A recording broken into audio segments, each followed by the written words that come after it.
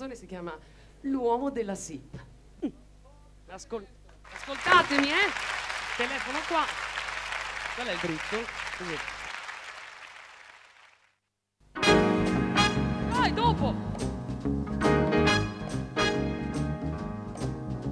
Ho un bell'appartamento proprio dal lunedì e ci vivo da sola, cicchi bum cicchi bi. Manca solo una cosa essenziale per me. Il telefono, è chiaro, cicchi bum cicchi bè.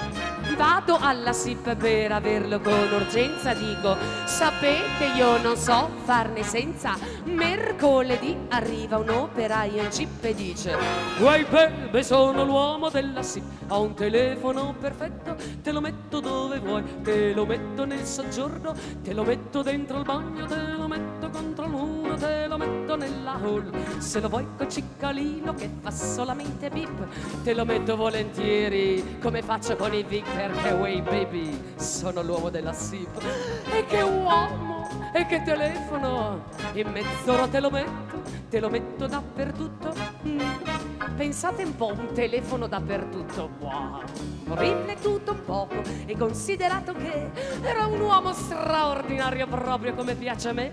Il telefono lo voglio anche se non sono un VIP, quindi ho preso per la mano l'operaio della SIP cantando E ali ali, e ali ali, e ali ali. Riccardo, presto mettilo perché voglio telefonare.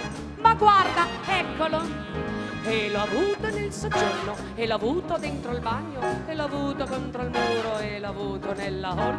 Con o senza ciccalina, con il bippo senza bip, ma lei l'ha messo dappertutto l'operaio della SIP cantando E ali ali, e ali ali, e ali ali. E cicchi boom, e cicchi ba.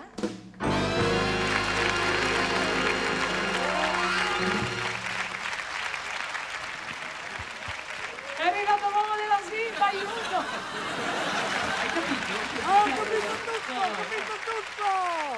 Da domani, ragazzi, chiamatemi, Ci provi sempre tu, Gianni Turco, ma è matto da legare questo Gianni Ma Turco. ci prova, ci prova. Ci prova, A volte ci riesce.